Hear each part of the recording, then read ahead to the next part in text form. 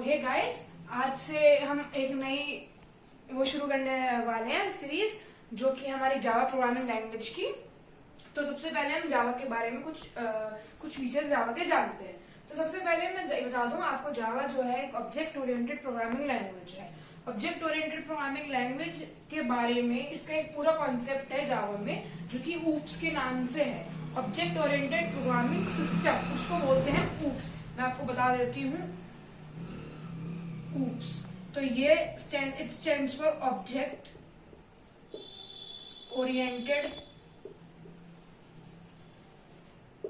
Programming system. S stands for system. तो इसका नाम जावा में ऊप्स क्यों पड़ा? क्योंकि ऊप्स का क्या मतलब है? Object oriented. मतलब जितने भी हमारे सारे कॉन्सेप्ट्स हैं वो हम किसी ना किसी रियल वर्ल्ड से, किसी ना किसी रियल वर्ल्ड एंटिटी जो कि एक ऑब्जेक्ट है उससे रिलेट करेंगे।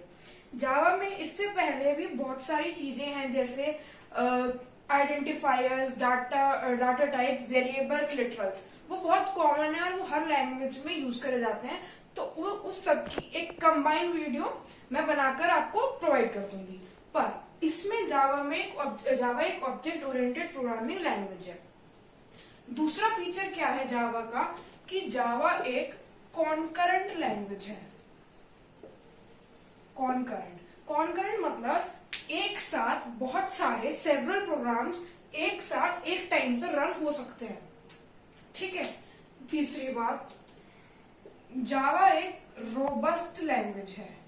रोबस्ट मतलब एक स्ट्रॉन्ग लैंग्वेज है जो कि ऑटोमेटिक गार्बेज कलेक्शन को प्रमोट करती है, और उसमें जो एरर होती है वो एग्जीक्यूशन के टाइम से पहले सॉल्व हो जाती है।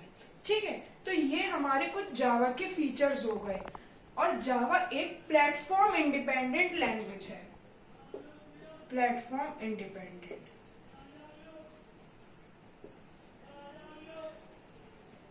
ठीक है। अगर आप लोगों को प्लेटफॉर्म का मतलब नहीं पता, प्लेटफॉर्म क्या है? प्लेटफॉर्म है एनी हार्डवेयर और software on which a program runs. मतलब प्लेटफॉर्म आप ये समझो कि जहां पे भी आप अपना कोड को लिखोगे, वो स्पेस मतलब वो जगह जहां पे आप अपने इंस्ट्रक्शंस, जो भी आपको कोड परफॉर्म करना है, जो भी आपको चीजें परफॉर्म करनी है, उसके लिए एक स्पेस है, उसको हम प्लेटफॉर्म कहते हैं। तो जावा जो है एक प्लेटफॉर्म इंडिपेंडेंट लैंग्वेज है। ठीक है। आप इतने कॉन्सेप्ट्स को एक बार दोबारा रिवाइज करिए कि जावा एक ऑब्जेक्ट ओरिएंटेड लैंग्वेज है। जावा एक general purpose computer programming language भी है। मतलब वो कुछ जनरल पर्पस के लिए भी यूज करी जा सकती है। तीसरी बात, वो एक कॉन्करेंट लैंग्वेज है, रोबस्ट लैंग्वेज है, प्लेटफॉर्म इंडिपेंडेंट है। ये जावा के कुछ फीचर्स हैं। अब हम जावा के बारे में थोड़ा सा समझ लेते हैं। तो अब हम बात कर लेते हैं जावा डेवलप कैसे हुई थी। जावा को डेवलप सन माइक्रो सिस्टम्स ने करा था। तो जावा को डेवलप सन माइक्रो सिस्टम्स ने करा था। जावा को डेवलप सन, और जावा को जो डेवलपर थे वो थे जेम्स गॉसलिंग। ठीक है। तो जावा का पहले नाम जावा नहीं रखा गया था, जावा का पहले नाम रखा गया था ओक। पर क्योंकि एक रजिस्टर्ड कंपनी का भी नाम जावा था, इस वजह से जो जेम्स गॉसलिंग है और उनके जो टीम के मेंबर्स हैं, उन्होंने उसका नाम चेंज करके जावा रखा। तो मैंने आपको क्या बताया कि जो पहले नाम रखा गया था वो ओक रखा गया था, पर ओक एक रजिस्टर्ड कंपनी का नाम था पहले से ही। तो जेम्स गॉसलिंग और उनकी टीम के मेंबर्स ने डिसाइड करा कि इसका नाम हम ओक को चेंज करके हम जावा रखते हैं। तो मैंने आपको जैसे बताया कि जावा जो है हमारी ऑब्जेक्ट ओरिएंटेड प्रोग्रामिंग लैंग्वेज है। इसका अब हम ढंग से इसको समझते हैं, इसके जो कुछ पार्ट्स हैं। सबसे पहला पार्ट जो आता है ऑब्जेक्ट ओरिएंटेड प्रोग्रामिंग सिस्टम में, वो आता है क्लासेस। ठीक है, या आप उसको क्लास बोल सकते हो। जो दूसरा पार्ट आता है वो आता है ऑब्जेक्ट्स। ठीक है। तो क्लास को और ऑब्जेक्ट्स को हम एक रियल वर्ल्ड उससे समझते हैं।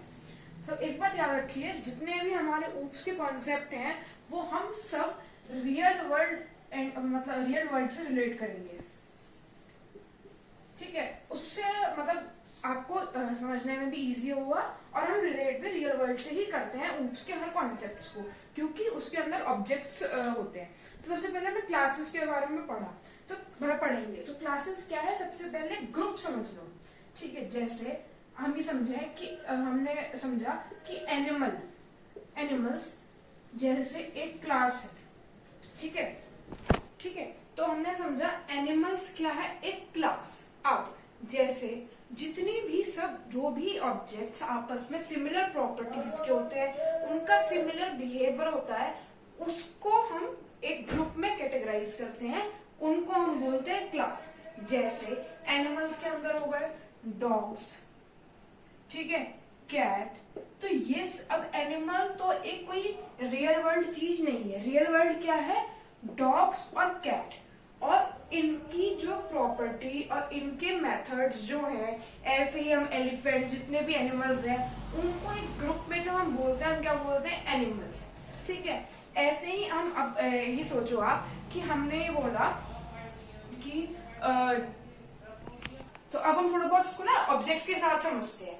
जैसे आप ये समझो, इसमें जो रियल वर्ल्ड चीज होती है वो होते हैं ऑब्जेक्ट्स, ठीक है। तो हम इसको थोड़ा बहुत ऐसे समझते हैं, जैसे आप समझो कि हमने एनिमल्स का एग्जांपल लिया, ठीक है। इसमें क्या, डॉग, कैट, जो भी एक सिमिलर प्रॉपर्टीज वाले हो गए, सिमिलर बिहेवियर वाले हो गए, उनको हम एक ग्रुप के अंदर रखते हैं, उसको हम बोलते हैं क्लासेस। और क्लासेस क्या है, ब्लूप्रिंट है ऑब्जेक्ट्स का। क्लासेस क्या है, ब्लूप्रिंट। जैसे आप एक एग्जांपल समझिए, आप एक घर लेते हैं, ठीक है। उस घर में आप उस घर को बनवाने के लिए आप उसका एक मैप डिजाइन करवाते हो कि किस तरीके से कौन सी चीज अकॉर्डिंग टू वास्तु वगैरह सब कहाँ होनी चाहिए।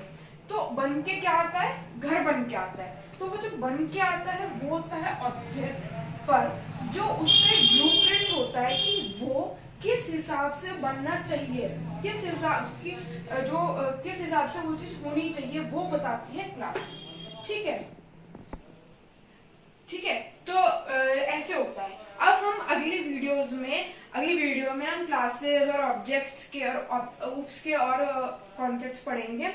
अभी तक के लिए आप जो मैंने कुछ फीचर्स बताए जावा के, उसको पढ़ो, और till then subscribe our channel. और आप इस वीडियो को जितना से ज्यादा शेयर कर सकते हो उतना करो। आपको किसी भी चीज में कोई भी प्रॉब्लम हो तो कमेंट करो, and share if you find this video informative. Thank you.